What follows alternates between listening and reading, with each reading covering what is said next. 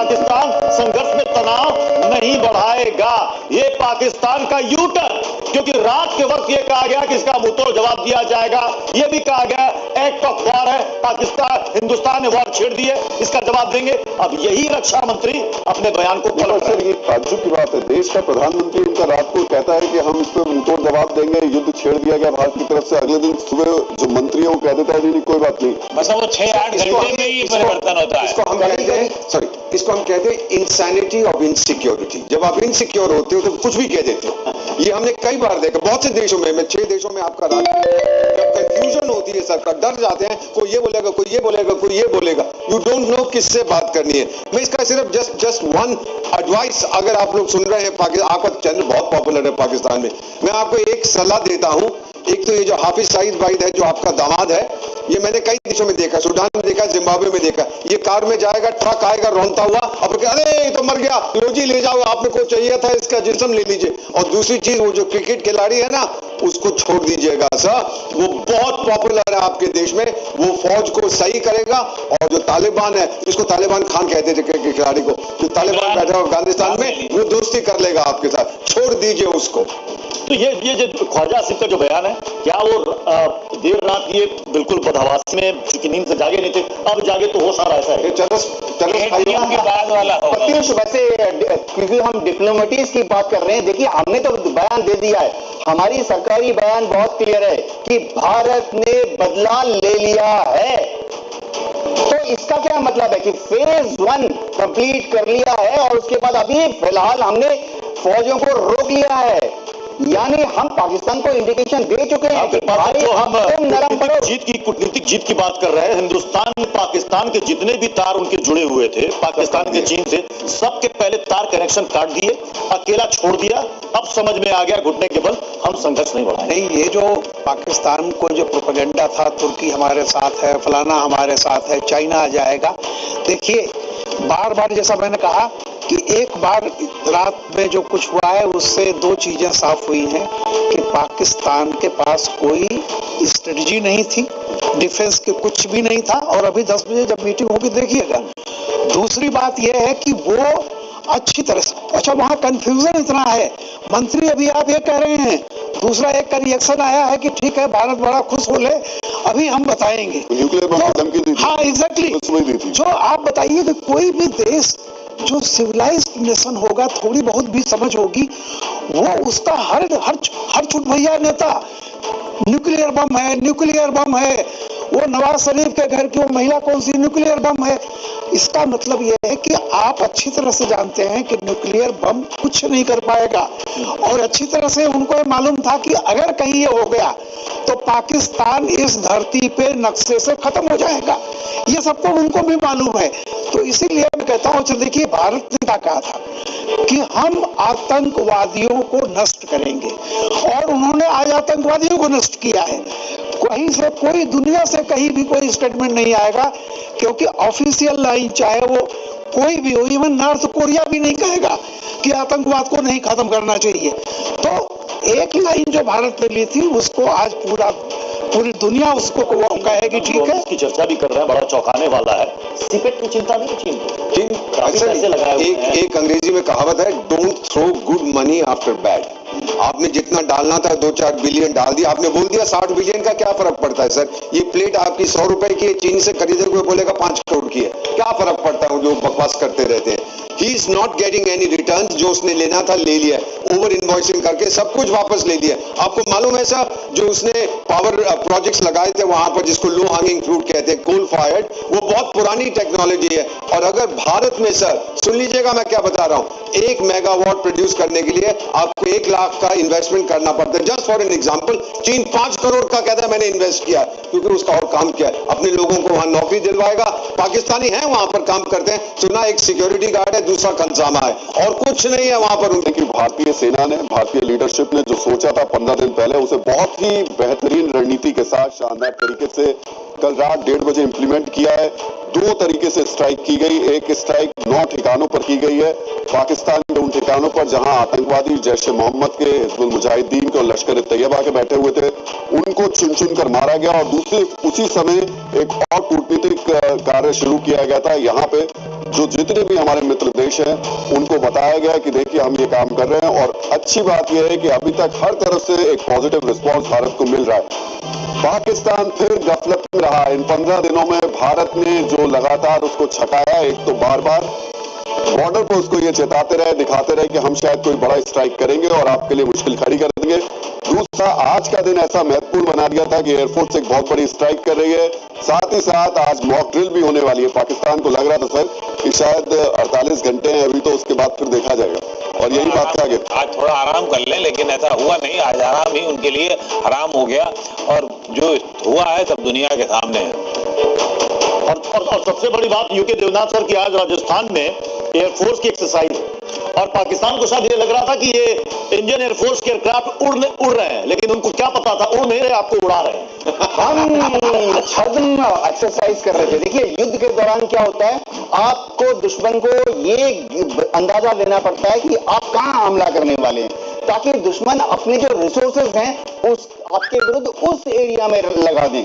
बात ऐसी होती है कि इंडियन एयरफोर्स ने जो ये कार्रवाई की है राजस्थान सेक्टर में की, तो उनको लगा कि शायद हम राजस्थान में घुसने वाले हैं और उनके जो एयर बेसेस हैं जैसे कि हैदराबाद, मियांवाली, इन पर हमला करने वाले हैं। लेकिन हुआ क्या, हुआ ये कि जब उनका ध्यान पूरा राजस्थान सेक्टर की तरफ था, हम चले गए पीओके के अंदर। इसी तरह से वैसे मैं आपको बता दूं, अगर इन्होंने ज्यादा गुस्ताखी की तो ये तो शायद एलओसी में देख रहे हैं, पुंछ की तरफ देख रहे हैं, पुरी की तरफ देख रहे हैं। दर्शकों को एक बार फिर से दे देते हैं कि ऑपरेशन सिंदूर, इस ऑपरेशन का जो नाम है, ये प्रधानमंत्री की तरफ से नाम ये सुझाया गया था, ये नाम पीएम ने दिया था, ऑपरेशन सिंदूर, जिसकी चर्चा देर रात 1:30 बजे से ही लगातार हो रही है और ये इस वक्त ट्रेंड कर रहा है। ऑपरेशन सिंदूर, साथ साथ जय हिंद, भारत माता की जय, और ये नाम पीएम की तरफ से दिया गया था। अनवेश हमारे साथ इस वक्त जुड़े हुए हैं। अनवेश, आज कैबिनेट की भी बैठक है जिसमें बताया जा रहा है कि प्रधानमंत्री को धन्यवाद दिया जाएगा। उससे पहले सीसीएस की बैठक है, पूरी डिटेलिंग उसमें होगी। जी बिल्कुल, आपने सही कहा। जिस तरीके से कल रात को, देर रात को पाकिस्तान में और पीओके में इस हमले को किया गया, इंडिया ने इस ऑपरेशन को अंजाम दिया। इसमें मैं एक और इंफॉर्मेशन ऐड करना चाहता हूं कि इस ऑपरेशन को, इस जो 9 अटैक किए गए हैं, इसमें से 80% जो टारगेट्स को अटैक किया गया है वो इंडियन आर्मी ने किया है, बाकी जो 20% थे वो इंडियन एयरफोर्स ने किया है। इसी के साथ साथ दिल्ली में मीटिंगों का दौर लगातार जारी है। प्रधानमंत्री के आवास में ऑलरेडी एनएसए अजीत डोभाल पहुंच चुके हैं। पीएम मोदी से मिलने के लिए एनएसए अजीत डोभाल पहुंचे हैं। ये इस वक्त की बड़ी अपडेट सामने आ रही है। एनएसए अजीत डोभाल पीएम आवास पहुंचे हैं। कल देर रात से ही प्रधानमंत्री नरेंद्र मोदी लगातार हर एक्शन को मॉनिटर कर रहे थे जब वहां पर एयर स्ट्राइक हो रही थी देर रात, और जो अंदाजा लग रहा है उसके मुताबिक अब ये जब प्रेस कॉन्फ्रेंस होगी तब पता चलेगा कि ये लगभग कितने देर तक, कितने वक्त तक लगातार स्ट्राइक चली है। नीरज पांडे का मैं जल्दी से रुक कर लेता हूं। नीरज, एनएसए वहां पर पहुंचे हैं मुलाकात करने पीएम से, और रात के वक्त जब ये सब कुछ हो रहा था एनएसए पीएम के साथ ही थे वॉर रूम। देखिए, बात पूरी रात वॉर रूम में रहे, पीएम के साथ रहे, लेकिन बीच में जब ये सारा ऑपरेशन पूरा हो गया तो वो थोड़ी देर के लिए चले गए। लेकिन अभी की जो खबर है, एनएसए फिर से प्रधानमंत्री आवास पहुंचे हैं, और चूंकि उनका आना इसलिए भी इम्पोर्टेंट है कि थोड़ी देर बाद यानी 11 बजे कैबिनेट की बैठक होगी, और कैबिनेट की बैठक से पहले 10 बजे एमईए और डिफेंस की ज्वाइंट प्रेस कॉन्फ्रेंस होगी। तो ये सारी जो बैक टू बैक मीटिंग्स होंगी, बैक टू बैक जो घटनाक्रम हो रहा है, उन सबको लेकर एनएसए और प्रधानमंत्री के बीच में बैठक भी हो सकती है, बातचीत भी हो सकती है, और एनएसए उनको ब्रीफ भी कर सकते हैं, आगे की रणनीति पर चर्चा भी कर सकते हैं। क्योंकि एनएसए बहुत इंपॉर्टेंट रोल अदा करते हैं प्रधानमंत्री कार्यालय में। ऐसे में अभी यानी कि ठीक 9:10 के आसपास उनकी गाड़ी प्रधानमंत्री आवास के अंदर दाखिल हुई है, और वो आप प्रधानमंत्री के साथ आगे की रणनीति पर चर्चा करें। एक बड़ी खबर यहाँ पे और बताना बहुत जरूरी है प्रत्युष, कि संघ, राष्ट्रीय स्वयं सेवक संघ ने ट्वीट करके इस घटना पर सरकार का समर्थन भी किया है और साथ ही एक बहुत महत्वपूर्ण बात उन्होंने ली है कि पहलगाम के पीड़ितों के लिए ये न्याय का प्रारंभ है। यानी वो ये मान के रहे, संघ मान के चल रहा है कि अभी पूरी तरह से न्याय मिला नहीं, बल्कि ये न्याय का प्रारंभ है। सुनील अंबेकर जो प्रचार प्रमुख है आरएसएस के, उन्होंने बाकायदा ट्वीट किया है और कहा कि ऑपरेशन सिंदूर जस्टिस सर्व, नेशन सपोर्ट, जय हिंद, भारत माता की जय। तो ये उन्होंने न्याय का प्रारंभ बताया है। बड़ी खबर आ रही है, वॉर रूम में मेरे सहयोगी अनंत जुड़े हुए। अनंत, क्या बड़ी खबर है? बिल्कुल ब्रेकिंग न्यूज लगातार प्रत्युष सामने आ रही है। ब्रेकिंग न्यूज ये कि पाकिस्तान को चीन का साथ नहीं मिला है। ये अपने आप में एक बड़ी डेवलपमेंट है। चीन ने कहा कि आतंकवाद दुनिया के लिए खतरनाक है, यानी किसी भी तरीके के आतंकवाद के खिलाफ है हम। ये चीन ने साफ कर दिया। भारत ने आतंकवादी ठिकानों को खत्म किया। चीन ने साफ कहा कि आतंकवाद के हम खिलाफ हैं, आतंकवाद सही नहीं है। पाकिस्तान जो कि चीन की तरफ संभवतः देखता, अब चीन से उसको कोई मदद की आशा नहीं रखनी चाहिए। कोई साथ प्रत्युष चीन का पाकिस्तान को नहीं मिला इस ऑपरेशन में। मतलब चीन का ना होना ये तो बड़ी अजीब। सर मैं बता देता हूँ कि आपको पता है कि अपना नाम बदल रहा है ना, चीन पीपल्स रिपब्लिक ऑफ चाइना नहीं, अब बन जाएगा Islamic People's Republic of China, क्योंकि बहुत इस्लाम पसंद देश है। 15 लाख उइगर मुस्लिम्स को जेल में डाल रखा है और फिर पाकिस्तान को डार्लिंग कहते। सर आपका क्या ख्याल है? चीन प्यार करता है पाकिस्तान से, नफरत करता है इस्लाम से। सिर्फ पाकिस्तान को रॉटवाइलर कुत्ते की तरह पाल रखा है कि जब मैं कहूं भारत की तरह भौंक भौंक, नॉर्थ कोरिया एक दूसरा रॉटवाइलर है, जब मैं कहूं जापान की तरह भौंक आप भौंकेंगे। ये और कोई उसका इंटरेस्ट नहीं है पाकिस्तान में। जितना पैसा निकालना था, कहता है मैंने 60 बिलियन इन्वेस्ट किया कॉरिडोर में, सर 2 से 3 बिलियन इन्वेस्ट किया। बकवास करते हैं चीनी, कोई भरोसा नहीं करता। और चीन इस समय खुद बड़ी बुरी हालत में है because of Shri McDonald Trump. बुरी उसकी हालत है। क्या करेगा पाकिस्तान का साथ देके? उसने तो जंग लड़ना है ताइवान के साथ, अपने आप को और कमजोर करेगा। Finally let me conclude sir, लोग हमसे कहते हैं कि आप 2 फ्रंट वॉर कैसे लड़ेंगे। अब आप पाकिस्तान को देख लीजिएगा सर, तालिबान जो बैठा हुआ है अफगानिस्तान में ठोक रहा है, टीटीपी ठोक रहा है, बलोच लिबरेशन आर्मी ठोक रही है, ईरान ठोक रहा है, मेरे साथ एक 5वां फ्रंट खोल दिया है। अरे दिमाग खराब है तुम लोगों का, स्ट्रैटेजी टैक्टिक्स कुछ नहीं आता यार। जाके पानी थोड़ा सा मेरे ये इसी में डूब जाओ यार, इससे ज्यादा तो कोई आप लोगों का पहली बार ऐसा होगा कि जब चीन का इतना कड़ा रिएक्शन, साथ देना तो छोड़ दीजिए, इतना कड़ा रिएक्शन चीन का सामने आया है। प्रत्युष ये पहली बार है, क्योंकि आप देखिए कि लगातार भारत सभी मित्र देशों के साथ वो बैठक करके और सब कुछ बता चुका है। जब सीपेक जैसे आपके प्रोजेक्ट चल रहे हैं, उसके बावजूद अगर आप इस तरीके की बात कर रहे हैं, और वो वहीं पर अटैक्स भी हुए, कोई बहुत दूर नहीं हुए। देखिए चीन को यही खतरा लग रहा है। चीन को लग रहा है कि अगर उसने इस युद्ध को अभी नहीं रोका और युद्ध बढ़ गया तो ऐसा ना हो कि भारत पीओके पे हमला कर दे, जमीनी हमला। और सीपेक की जो सड़क शिंजियांग से शुरू कर काराकोरम से होकर ग्वादर जा रही है, भारत उसको या तो तोड़ दे या कब्जा कर ले। एनएसए पीएम को पूरी ब्रीफिंग दे रहे हैं, पूरी जानकारी दे रहे हैं। हालांकि प्रधानमंत्री नरेंद्र मोदी लगातार मॉनिटर कर रहे थे इस पूरे स्ट्राइक को।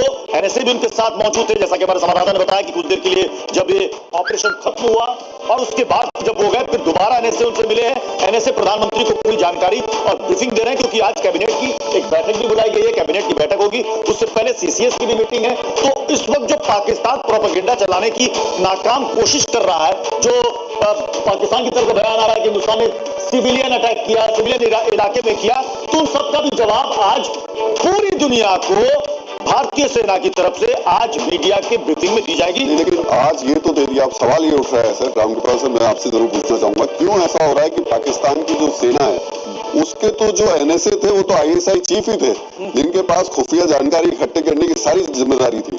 हमारी रॉ ने सारी जानकारी इकट्ठी की और उसके बाद उन्होंने उठा करके वो पूरी इंफॉर्मेशन आर्मी को दी, आर्मी ने ऑपरेशन किया। अब यहाँ एनएसए जो है वो खुद आईएसआई चीफ है, जिनकी जिम्मेदारी बनती थी, फेल हो गए।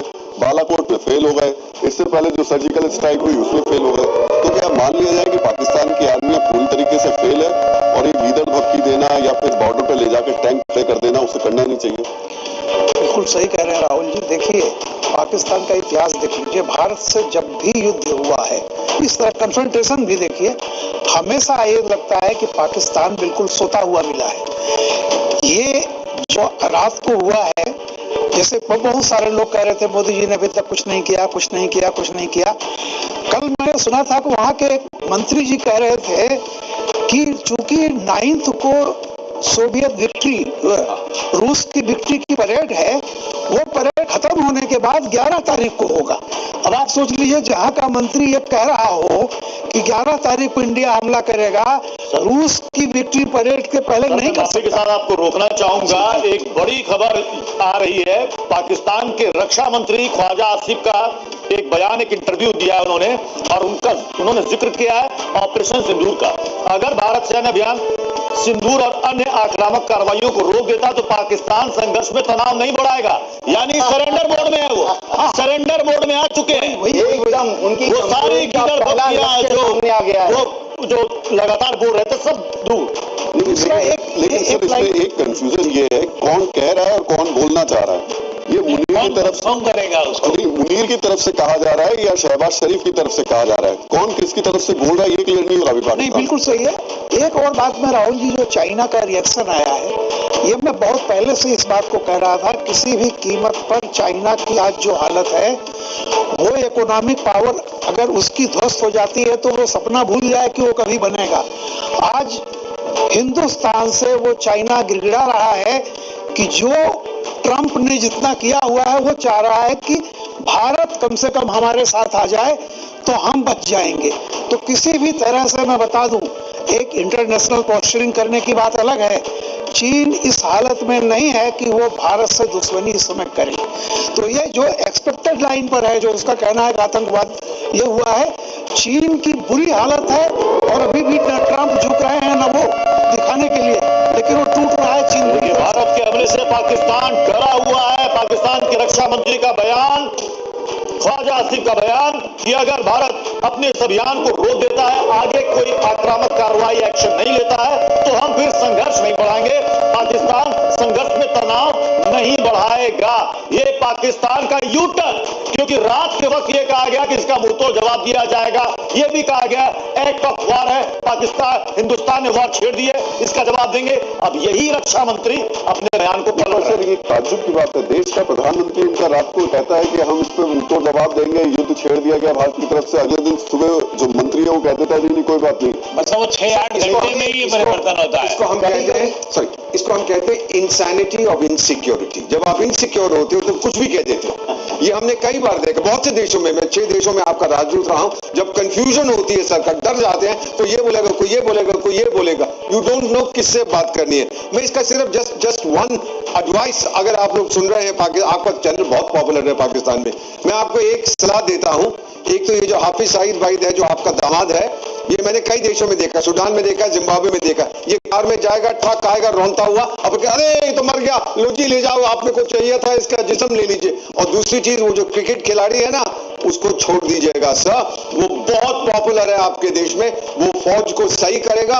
और जो तालिबान है, इसको तालिबान खान कहते थे क्रिकेट खिलाड़ी को, जो तालिबान बैठा अफगानिस्तान में, वो दोस्ती कर लेगा आपके साथ, छोड़ दीजिए उसको। तो ये जो ख्वाजा आसिफ का जो बयान है, क्या वो देर रात ये बिल्कुल बदहवासी में चूंकि नींद से जागे नहीं थे, अब जागे तो होश आ रहा है? चरस के बाद वाला होगा। प्रत्युष, वैसे क्योंकि हम डिप्लोमेटिक्स की बात कर रहे हैं, देखिए हमने तो बयान दे दिया है, हमारी सरकारी बयान बहुत क्लियर है कि भारत ने बदला ले लिया है। तो इसका क्या मतलब है कि फेज 1 कंप्लीट कर लिया है और उसके बाद अभी फिलहाल हमने फौजों को रोक लिया है, यानी हम पाकिस्तान को इंडिकेशन दे चुके हैं कि भाई अब तुम नरम पड़ो। कूटनीतिक जीत की बात कर रहे हैं। हिंदुस्तान ने पाकिस्तान के जितने भी तार उनके जुड़े हुए थे पाकिस्तान के चीन से, सबके पहले तार कनेक्शन काट दिए, अकेला छोड़ दिया। अब समझ में आ गया घुटने के बल हम संघर्ष नहीं बढ़ाएंगे। नहीं, ये जो पाकिस्तान को जो प्रोपेगेंडा था, तुर्की हमारे साथ है, फलाना हमारे साथ है, चाइना आ जाएगा, देखिए बार बार जैसा मैंने कहा कि एक बार रात में जो कुछ हुआ है उससे 2 चीजें साफ हुई हैं कि पाकिस्तान के पास कोई स्ट्रेटजी नहीं थी, डिफेंस के कुछ भी नहीं था। और अभी 10 बजे जब मीटिंग होगी देखिएगा। दूसरी बात यह है कि वो अच्छी तरह से, अच्छा वहां कंफ्यूजन इतना है, मंत्री अभी आप ये कह रहे हैं, दूसरा एक का रिएक्शन आया है कि ठीक है भारत बड़ा खुश हो ले, अभी हम बताएंगे। न्यूक्लियर बम की धमकी दी थी। हाँ एग्जैक्टली। जो आप बताइए कि कोई भी देश जो सिविलाइज्ड नेशन होगा, थोड़ी बहुत भी समझ होगी, वो उसका हर छुटभैया नेता न्यूक्लियर बम है, वो नवाज शरीफ के घर की वो महिला कौन सी न्यूक्लियर बम है। इसका मतलब यह है कि आप अच्छी तरह से जानते हैं कि न्यूक्लियर बम कुछ नहीं कर पाएगा, और अच्छी तरह से उनको ये मालूम था कि अगर कहीं ये हो गया तो पाकिस्तान इस धरती पे नक्शे से खत्म हो जाएगा। ये सबको उनको भी मालूम है। तो इसीलिए मैं कहता हूँ, देखिए भारत ने क्या कहा था कि हम आतंकवादियों को नष्ट करेंगे, और उन्होंने आज आतंकवादियों को नष्ट किया है। कहीं से कोई दुनिया से कहीं भी कोई स्टेटमेंट नहीं आएगा, क्योंकि ऑफिशियल लाइन चाहे वो कोई भी हो, इवन नॉर्थ कोरिया भी नहीं कहेगा कि आतंकवाद को नहीं खत्म करना चाहिए। तो एक लाइन जो भारत ने ली थी, उसको आज पूरी दुनिया उसको कहेगी ठीक है। इसकी चर्चा भी कर रहे हैं, बड़ा चौंकाने वाला है। सीपेट की चिंता नहीं की एक अंग्रेजी में कहावत है, don't throw good money after bad. आपने जितना डालना था 2-4 बिलियन डाल दिया, आपने बोल दिया 60 बिलियन का क्या फर्क पड़ता है सर। ये प्लेट आपकी 100 रुपए की है, चीनी से खरीदे हुए बोलेगा 5 करोड़ की है, क्या फर्क पड़ता है। जो बकवास करते रहते हैं, he is not getting any return. जो उसने लेना था ले लिया, ओवर इनवॉइसिंग करके सब कुछ वापस ले लिया। आपको मालूम है सर, जो उसने पावर प्रोजेक्ट्स लगाए थे वहां पर, जिसको लो हैंगिंग फ्रूट कहते हैं, कोल फायर्ड, वो बहुत पुरानी टेक्नोलॉजी है। और अगर भारत में सर, सुन लीजिएगा मैं क्या बता रहा हूं, 1 मेगावाट प्रोड्यूस करने के लिए आपको 1 लाख का इन्वेस्टमेंट करना पड़ता है। जस्ट फॉर एन एग्जांपल, चीन 5 करोड़ का कहता है मैंने इन्वेस्ट किया, क्योंकि उसका और काम क्या है, अपने लोगों को वहां नौकरी दिलवाएगा। पाकिस्तानी है वहां पर काम करते हैं, सुना एक सिक्योरिटी गार्ड है, दूसरा कंसामा है, और कुछ नहीं है वहां पर। उनकी भारतीय सेना ने, भारतीय लीडरशिप ने जो सोचा था 15 दिन पहले, उसे बहुत ही बेहतरीन रणनीति के साथ शानदार तरीके से कल रात 1:30 बजे इंप्लीमेंट किया है। 2 तरीके से स्ट्राइक की गई। एक स्ट्राइक 9 ठिकानों पर की गई है, पाकिस्तान के उन ठिकानों पर जहां आतंकवादी जैश-ए मोहम्मद के, हिजबुल मुजाहिदीन के और लश्कर तैयबा के बैठे हुए थे, उनको चुन चुन कर मारा गया। और उसी समय एक और कूटनीतिक कार्य शुरू किया गया था। यहाँ पे जो जितने भी हमारे मित्र देश हैं, उनको बताया गया कि देखिए हम ये काम कर रहे हैं। और अच्छी बात यह है कि अभी तक हर तरफ से एक पॉजिटिव रिस्पॉन्स भारत को मिल रहा है। पाकिस्तान फिर गफलत में रहा। इन 15 दिनों में भारत ने जो लगातार उसको छकाया, एक तो बार बार बॉर्डर पर उसको ये चेताते रहे, दिखाते रहे कि हम शायद कोई बड़ा स्ट्राइक करेंगे और आपके लिए मुश्किल खड़ी कर देंगे। दूसरा, आज का दिन ऐसा महत्वपूर्ण बना दिया, एक बहुत बड़ी स्ट्राइक कर रही है। साथ ही साथ आज मॉक ड्रिल भी होने वाली है। पाकिस्तान को लग रहा था सर कि शायद 48 घंटे हैं वो लोग जो बिजनेस लोन के लिए बैंक के चक्कर काटते रह जाते हैं। लगता है उनको ग्रुप लोन के बारे में किसी ने नहीं बताया। ग्रुप लोन के बारे में मुझे सीखो ऐप से पता चला। देखिए, काम में उतार चढ़ाव तो आते ही रहते हैं, पर एक समय बहुत ज्यादा कठिन समय आ गया था, पैसे की बहुत ज्यादा जरूरत पड़ गई थी और सारे बैंक वालों ने लोन देने से मना कर दिया, और रिश्तेदारों से तो मांगने की हिम्मत ही नहीं थी, और किसी लेनदार से लेने जाती तो ब्याज चुकाते चुकाते धंधा ही बंद हो जाना था। तभी मुझे सीखो ऐप के बारे में पता चला, और वहाँ मैंने ग्रुप लोन का वीडियो देखा। इतनी बढ़िया स्कीम चल रही है और मुझे इसके बारे में पता ही नहीं था। इस स्कीम में सरकार आपको बिना पैन कार्ड, बिना सिविल स्कोर, बिना आपको बिजनेस के लिए 15 लाख तक का लोन देती है, और इसका फॉर्म भी फोन से ही भर जाता है। बस मैंने सीखो ऐप पर वो वीडियो देखा और मुझे ग्रुप लोन मिल गया। जल्दी मेरे काम ने फिर से स्पीड पकड़ ली और हमने आसानी से लोन चुका दिया, क्योंकि ग्रुप लोन में ब्याज भी सिर्फ 3% देना पड़ता है। अगर आपके बिजनेस को भी एक लोन की जरूरत है या फिर आप एक नया बिजनेस शुरू करने वाले हैं, तो ग्रुप लोन का फायदा उठाना मत भूलिएगा। फोन से ही हो जाता है, और ग्रुप लोन लेने का स्टेप बाय स्टेप तरीका तो आप सीखो ऐप से सीख सकते हो। इंस्टॉल नाउ पे क्लिक करो और अभी सीखो ऐप डाउनलोड करो।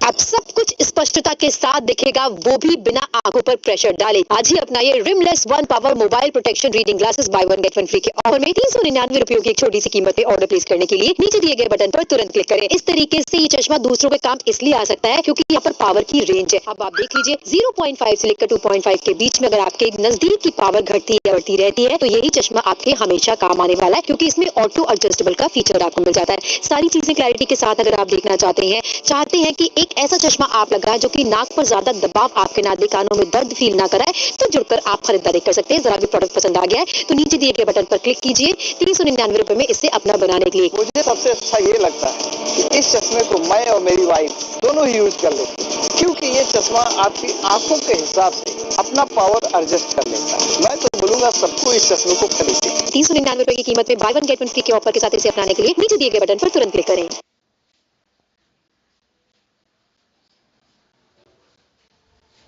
थे वो इंडियन एयरफोर्स ने किया है। इसी के साथ साथ दिल्ली में मीटिंगों का दौर लगातार जारी है। प्रधानमंत्री के आवास में ऑलरेडी एनएसए अजीत डोभाल पहुंच चुके हैं। पीएम मोदी से मिलने के लिए एनएसए अजीत डोभाल पहुंचे हैं। ये इस वक्त की बड़ी अपडेट सामने आ रही है। एनएसए अजीत डोभाल पीएम आवास पहुंचे हैं। कल देर रात से प्रधानमंत्री नरेंद्र मोदी लगातार हर एक्शन को मॉनिटर कर रहे थे जब वहां पर एयर स्ट्राइक हो रही थी देर रात, और जो अंदाजा लग रहा है उसके मुताबिक अब ये जब प्रेस कॉन्फ्रेंस होगी तब पता चलेगा कि ये लगभग कितने देर तक, कितने वक्त तक लगातार स्ट्राइक चली है। नीरज पांडे का मैं जल्दी से रुक लेता हूं। नीरज, एनएसए वहां पर पहुंचे हैं मुलाकात करने पीएम से, और रात के वक्त जब ये सब कुछ हो रहा था एनएसए पीएम के साथ ही थे वॉर रूम। देखिए, बात पूरी रात वॉर रूम में रहे, पीएम के साथ रहे, लेकिन बीच में जब ये सारा ऑपरेशन पूरा हो गया तो वो थोड़ी देर के लिए चले गए। लेकिन अभी की जो खबर है, एनएसए फिर से प्रधानमंत्री आवास पहुंचे हैं, और चूंकि उनका आना इसलिए भी इम्पोर्टेंट है कि थोड़ी देर बाद यानी 11 बजे कैबिनेट की बैठक होगी, और कैबिनेट की बैठक से पहले 10 बजे एमईए और डिफेंस की ज्वाइंट प्रेस कॉन्फ्रेंस होगी। तो ये सारी जो बैक टू बैक मीटिंग्स होंगी, बैक टू बैक जो घटनाक्रम हो रहा है, उन सबको लेकर एनएसए और प्रधानमंत्री के बीच में बैठक भी हो सकती है, बातचीत भी हो सकती है, और एनएसए उनको ब्रीफ भी कर सकते हैं, आगे की रणनीति पर चर्चा भी कर सकते हैं। क्योंकि एनएसए बहुत इंपॉर्टेंट रोल अदा करते हैं प्रधानमंत्री कार्यालय में। ऐसे में अभी यानी कि ठीक 9:10 के आसपास उनकी गाड़ी प्रधानमंत्री आवास के अंदर दाखिल हुई है, और वो अब प्रधानमंत्री के साथ आगे की रणनीति पर चर्चा करें। एक बड़ी खबर यहाँ पे और बताना बहुत जरूरी है प्रत्युष, कि संघ, राष्ट्रीय स्वयंसेवक संघ ने ट्वीट करके इस घटना पर सरकार का समर्थन भी किया है, और साथ ही एक बहुत महत्वपूर्ण बात उन्होंने ली है कि पहलगाम के पीड़ितों के लिए ये न्याय का प्रारंभ है। यानी वो ये मान के रहे, संघ मान के चल रहा है कि अभी पूरी तरह से न्याय मिला नहीं, बल्कि ये न्याय का प्रारंभ है। सुनील अंबेकर जो प्रचार प्रमुख है आरएसएस के, उन्होंने बाकायदा ट्वीट किया है और कहा कि ऑपरेशन सिंदूर जस्टिस सर्व, नेशन सपोर्ट, जय हिंद, भारत माता की जय। तो ये उन्होंने न्याय का प्रारंभ बताया है। नीरज, इस वक्त एक बड़ी खबर आ रही है, वॉर रूम में मेरे सहयोगी अनंत जुड़े हुए हैं। अनंत, क्या बड़ी खबर है? बिल्कुल, ब्रेकिंग न्यूज लगातार प्रत्युष सामने आ रही है। ब्रेकिंग न्यूज ये कि पाकिस्तान को चीन का साथ नहीं मिला है। ये अपने आप में एक बड़ी डेवलपमेंट है। चीन ने कहा कि आतंकवाद दुनिया के लिए खतरनाक है, यानी किसी भी तरीके के आतंकवाद के खिलाफ है हम। ये चीन ने साफ कर दिया। भारत ने आतंकवादी ठिकानों को खत्म किया। चीन ने साफ कहा कि आतंकवाद के हम खिलाफ हैं, आतंकवाद सही नहीं है। पाकिस्तान जो कि चीन की तरफ संभवतः देखता, अब चीन से उसको कोई मदद की आशा नहीं रखनी चाहिए। कोई साथ प्रत्युष चीन का पाकिस्तान को नहीं मिला इस ऑपरेशन में। मतलब चीन का ना होना ये तो बड़ी अजीब। सर मैं बता देता हूँ कि आपको पता है कि अपना नाम बदल रहा है ना, चीन पीपल्स रिपब्लिक ऑफ चाइना नहीं, अब बन जाएगा Islamic People's Republic of China, क्योंकि बहुत इस्लाम पसंद देश है। 15 लाख उइगर मुस्लिम्स को जेल में डाल रखा है, और फिर पाकिस्तान को डार्लिंग कहते। सर, आपका क्या ख्याल है? चीन प्यार करता है पाकिस्तान से, नफरत करता है इस्लाम से। सिर्फ पाकिस्तान को रॉटवाइलर कुत्ते की तरह पाल रखा है कि जब मैं कहूं भारत की तरह भौंक भौंक, नॉर्थ कोरिया एक दूसरा रॉटवाइलर है, जब मैं कहूं जापान की तरह भौंक, आप भौंकेंगे। ये और कोई उसका इंटरेस्ट नहीं है पाकिस्तान में। जितना पैसा निकालना था, कहता मैंने 60 बिलियन इन्वेस्ट किया कॉरिडोर में, सर 2 से 3 बिलियन इन्वेस्ट किया। बकवास करते हैं चीनी, कोई भरोसा नहीं करता। और चीन इस समय खुद बड़ी बुरी हालत में है because of Shri McDonald Trump. बुरी उसकी हालत है। क्या करेगा पाकिस्तान का साथ देके? उसने तो जंग लड़ना है ताइवान के साथ, अपने आप को और कमजोर करेगा। Finally let me conclude sir, लोग हमसे कहते हैं कि आप 2 फ्रंट वॉर कैसे लड़ेंगे।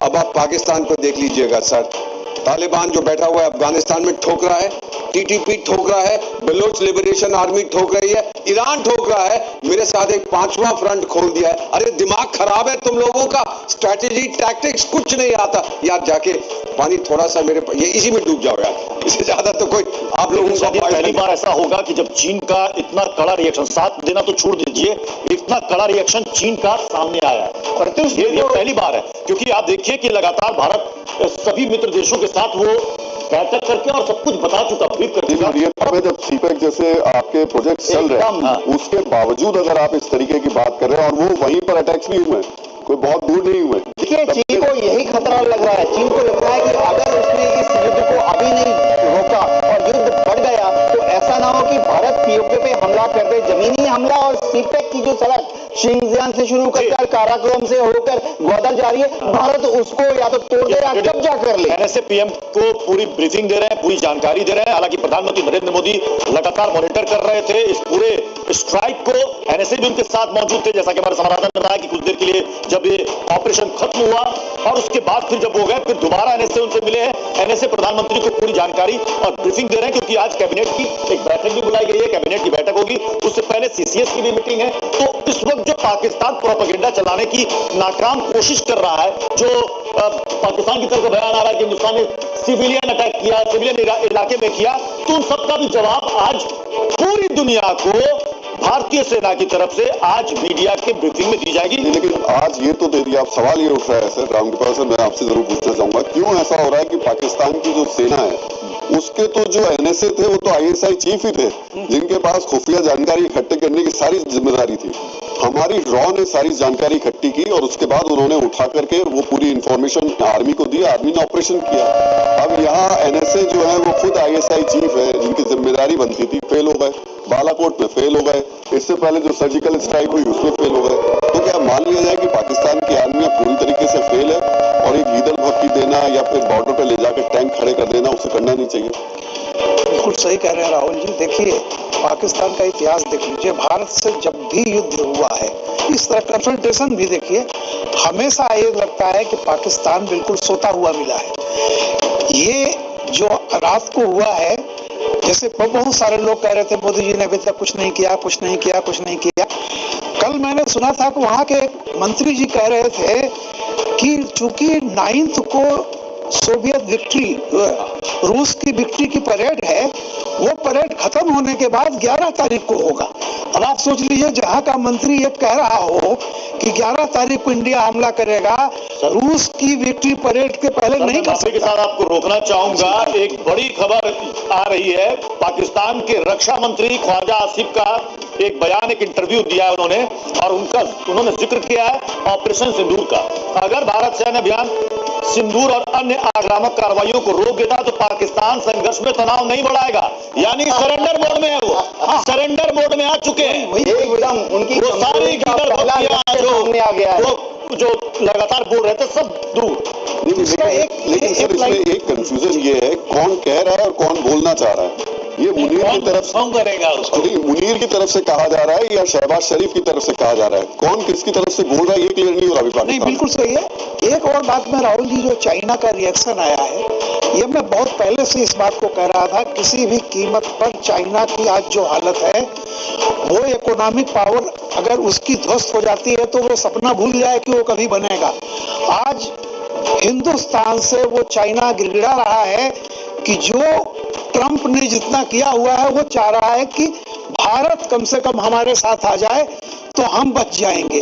तो किसी भी तरह से मैं बता दूं, एक इंटरनेशनल पोस्चरिंग करने की बात अलग है, चीन इस हालत में नहीं है कि वो भारत से दुश्मनी इस समय करे। तो ये जो एक्सपेक्टेड लाइन पर है, जो उसका कहना है कि आतंकवाद ये हुआ है, चीन की बुरी हालत है और अभी भी ट्रंप झुक रहे हैं ना वो दिखाने के लिए, लेकिन वो टूट रहा है चीन। भारत के हमले से पाकिस्तान डरा हुआ है। पाकिस्तान के रक्षा मंत्री का बयान, ख्वाजा आसिफ का बयान कि अगर भारत अपने इस अभियान को रोक देता है, आगे कोई आक्रामक कार्रवाई एक्शन नहीं लेता है, तो हम फिर संघर्ष नहीं बढ़ाएंगे। पाकिस्तान संघर्ष में तनाव नहीं बढ़ाएगा। ये पाकिस्तान का यू टर्न, क्योंकि रात के वक्त ये कहा गया कि इसका मुंहतोड़ जवाब दिया जाएगा। ये भी कहा गया एक्ट ऑफ वॉर है, पाकिस्तान हिंदुस्तान ने वॉर छेड़ दी है, इसका जवाब देंगे। अब यही रक्षा मंत्री अपने बयान को पलट रहे हैं। ये ताज्जुब की बात है, देश का प्रधानमंत्री इनका रात को कहता है कि हम इस पर मुंहतोड़ जवाब देंगे, युद्ध छेड़ दिया गया भारत की तरफ से। अगले दिन सुबह जो मंत्री है वो कह देता है नहीं कोई बात नहीं, मतलब वो 6-8 घंटे में ही परिवर्तन होता है। इसको हम कहते हैं इंसैनिटी ऑफ इनसिक्योरिटी। जब आप इनसिक्योर होते हो तो कुछ भी कह देते हो। ये हमने कई बार देखा, बहुत से देशों में, मैं 6 देशों में आपका राजदूत रहा हूं, जब कंफ्यूजन होती है सरकार, डर जाते हैं, कोई ये बोलेगा, कोई ये बोलेगा, कोई ये बोलेगा, यू डोंट नो किससे बात करनी है। मैं इसका सिर्फ जस्ट वन एडवाइस, अगर आप लोग सुन रहे हैं, आपका चैनल बहुत पॉपुलर है पाकिस्तान में, मैं आपको एक सलाह देता हूं। एक तो ये जो हाफिज सईद भाई है, जो आपका दामाद है, ये मैंने कई देशों में देखा, सूडान में देखा, जिम्बाब्वे में देखा। ये कार में जाएगा, ट्रक आएगा, रोनता हुआ, अब अरे ये तो मर गया, लो जी ले जाओ, आपने को चाहिए था इसका जिस्म ले लीजिए। और दूसरी चीज, वो जो क्रिकेट खिलाड़ी है ना, उसको छोड़ दीजिएगा सर, वो बहुत पॉपुलर है आपके देश में, वो फौज को सही करेगा। और जो तालिबान है, इसको तालिबान खान कहते थे क्रिकेट खिलाड़ी को, जो तालिबान बैठा अफगानिस्तान में, वो दोस्ती कर लेगा आपके साथ, छोड़ दीजिए उसको। तो ये जो ख्वाजा आसिफ का जो बयान है, क्या वो देर रात ये बिल्कुल बदहवासी में चूंकि नींद से जागे नहीं थे, अब जागे तो होश आ रहा है? चरस के बाद वाला प्रत्युष, वैसे क्योंकि हम डिप्लोमेटिक्स की बात कर रहे हैं, देखिए हमने तो बयान दे दिया है, हमारी सरकारी बयान बहुत क्लियर है कि भारत ने बदला ले लिया है। तो इसका क्या मतलब है कि फेज 1 कंप्लीट कर लिया है और उसके बाद अभी फिलहाल हमने फौजियों को रोक लिया है, यानी हम पाकिस्तान को इंडिकेशन दे चुके हैं कि भाई हम तुम नरम पड़ो।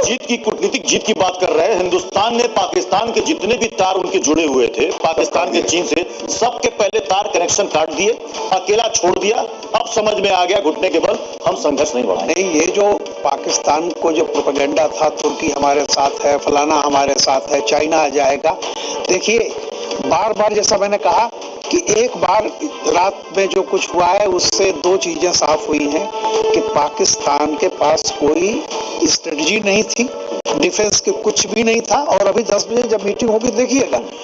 दूसरी बात यह है कि वो अच्छी तरह से, अच्छा वहां कंफ्यूजन इतना है, मंत्री अभी आप ये कह रहे हैं, दूसरा एक का रिएक्शन आया है कि ठीक है भारत बड़ा खुश हो ले, अभी हम बताएंगे।